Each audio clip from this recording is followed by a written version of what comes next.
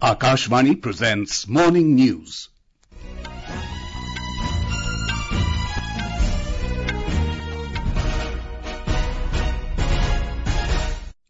Good morning. I'm Sanjay Mattu. The headlines. Counting of votes begins for assembly elections in Jammu and Kashmir and Haryana. Central Board of Direct Taxes forms internal committee to oversee comprehensive review of Income Tax Act. Union Health Minister JP Nadda announces enhanced nutrition support for TB patients. President Droupadi Murmu to confer 70th National Film Awards in New Delhi today. Veteran actor Mithun Chakraborty to be honoured with Dadasaheb Phalke Award. And in cricket, Australia to take on New Zealand in a Group A match of ICC Women's T20 World Cup in Sharjah, UAE this evening.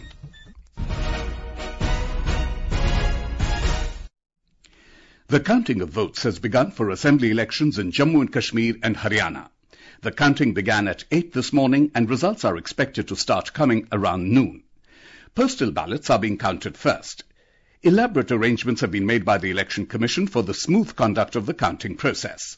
The Commission has set up a robust, foolproof and secured infrastructure facility for disseminating trends and results through its website www.eci.gov.in.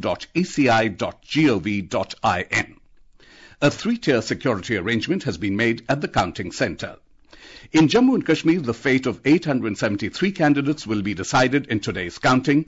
28 counting centres have been set up across the Union Territory.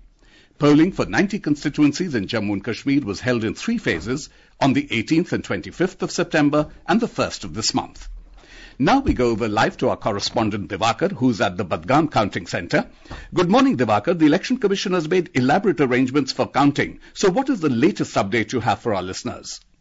Well, Sanjay, the counting process has started at almost all counting centers in Kashmir Valley amid tight security. Right now, strong rooms are being opened in the presence of candidates, their authorized representative and returning officer. As we have been reporting, first postal ballots will be opened and after their counts, the counting of votes of EVMs will start. At Budgam Counting Center, where I am right now, counting of votes of 5 assembly seats are taking place. They are Birwa, Budgam, Chaduda, Charare Sharif and Khan Sahib. But all eyes are on Budgam Assembly seat from where former Chief Minister, National Conference Vice President Umar Abdullah is in the fray.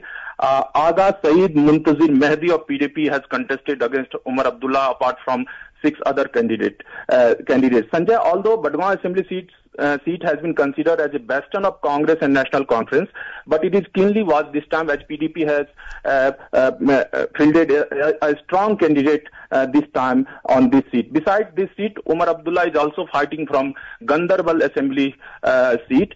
By contesting on 2 assembly seats, Umar Abdullah has tried to play safe in this assembly polls as he had to face defeat in the Lok Sabha polls where he lost from Baramulla parliamentary constituency against Engineer Rashid. Sanjay here. Okay, Divakar, I'm sorry. Thank you very much for that update. We now go across to our correspondent Sushil Chandra Tiwari in Anantnag.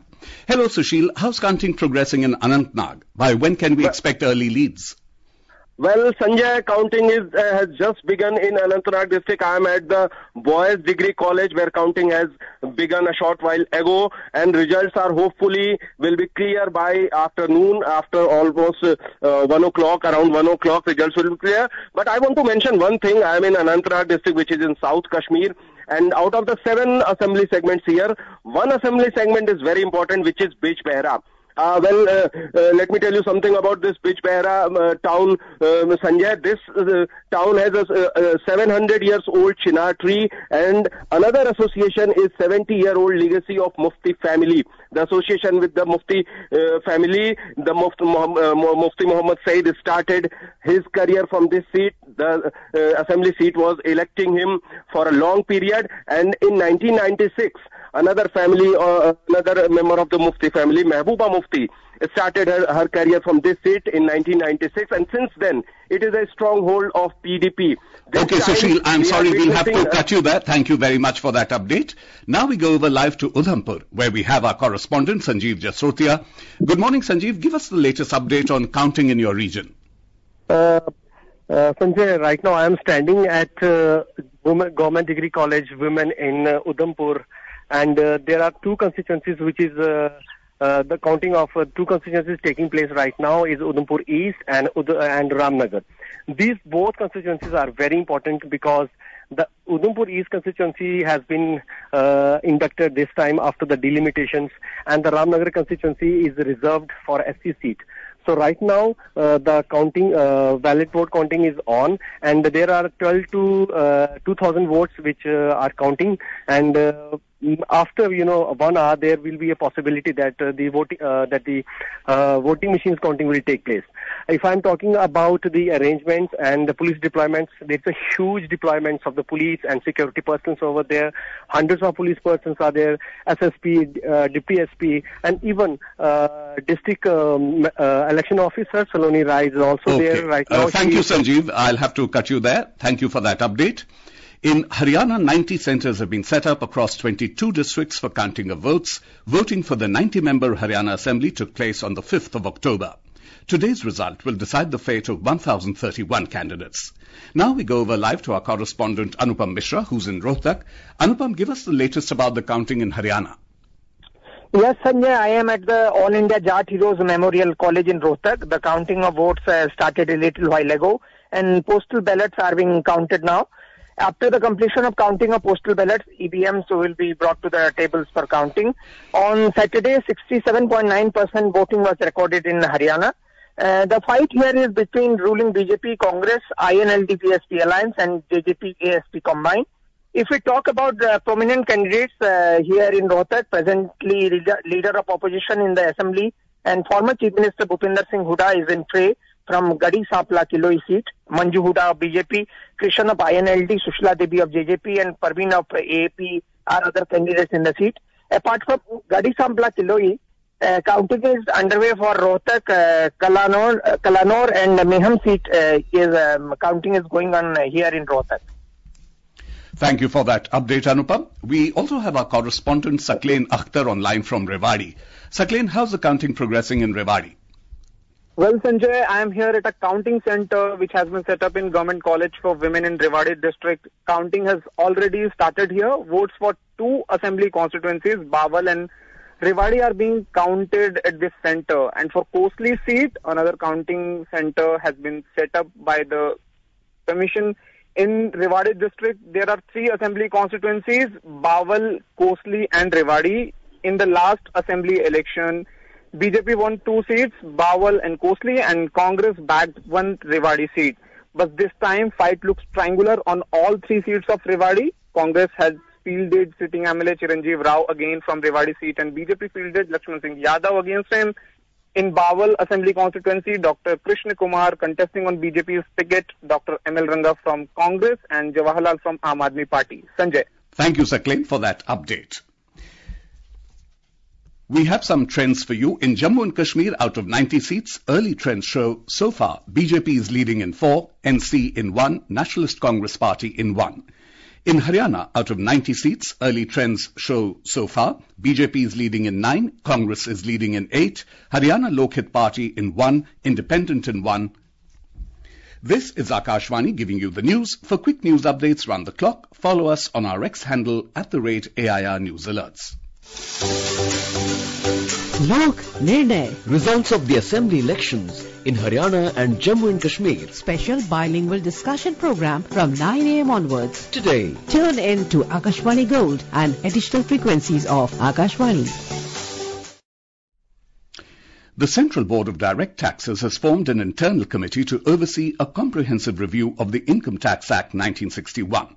The Ministry of Finance said that the goal of this committee is to make the Act concise, clear and easy to understand, which will reduce disputes and litigation and provide greater tax certainty to taxpayers.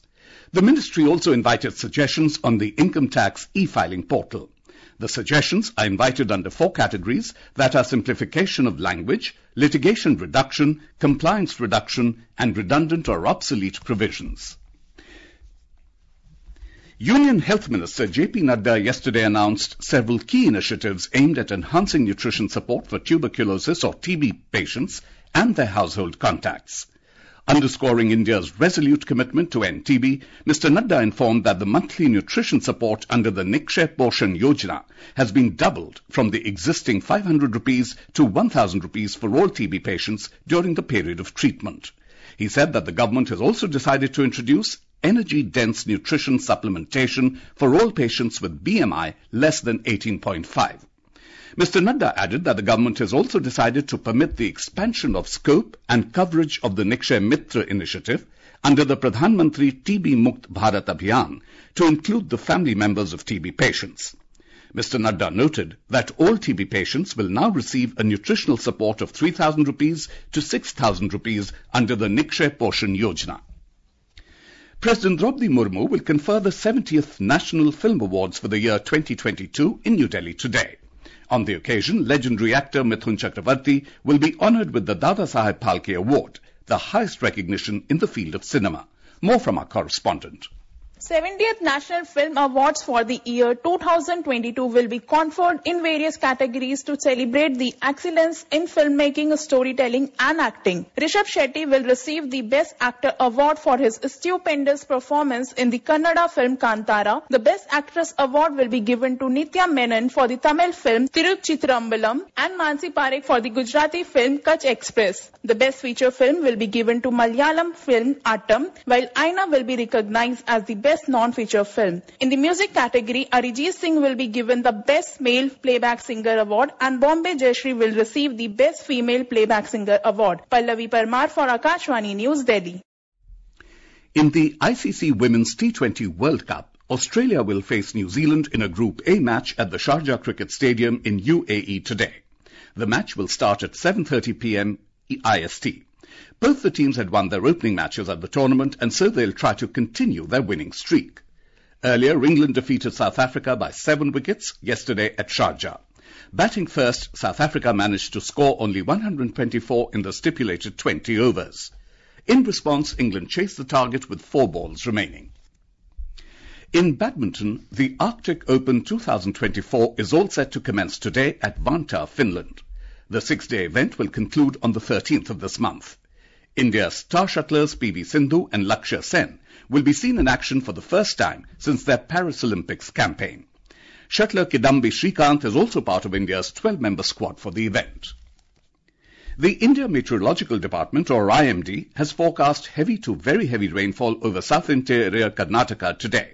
According to the weather agency, isolated heavy rainfall is expected over Arunachal Pradesh, Assam, Meghalaya, Nagaland, Manipur, Mizoram, Tripura and Goa till tomorrow. The IMD expects favourable conditions for the withdrawal of the southwest monsoon from the remaining parts of Gujarat, Madhya Pradesh and Maharashtra during the next 2 to 3 days. And now for a look at today's newspapers, it's over to Renu Kataria. Thank you, Sanjay. The agreements reached between India and the Maldives on the occasion of Maldivian President Mohamed Muizzu's visit to India dominate front-page dailies. The Hindu reports, with Maldives facing a forex crunch, India gives $750 million currency swap arrangement. Union Home Minister Amit Shah's comments at a meeting with chief ministers and top police officials of Naxal-affected states are highlighted on the front pages of many papers. The Asian Age writes, offensive ops will wipe out Maoists by 2026, vows Shah. The Pioneer takes note of the FIR filed by the CBI in the RG Kaur hospital rape and murder case. It writes, RG Kaur case not gang rape, CBI charge sheet suggests. And on the award of the Nobel Prize for Medicine, the Hindustan Times notes, Medicine Nobel for 2 Americans who unearthed vital genetic material.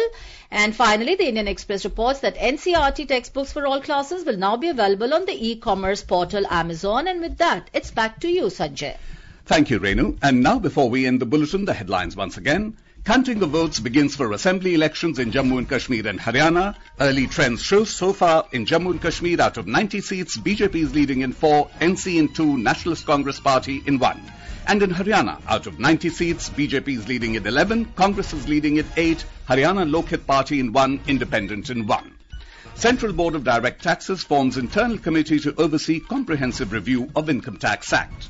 Union Health Minister JP Nadda announces enhanced nutrition support for TB patients. President Droupadi Murmu to confer 70th National Film Awards in New Delhi today. Veteran actor Mithun Chakraborty to be honoured with Dadasaheb Phalke Award. And in cricket, Australia to take on New Zealand in Group A match of ICC Women's T20 World Cup in Sharjah, UAE. And with that, we end the morning news. Have a nice day.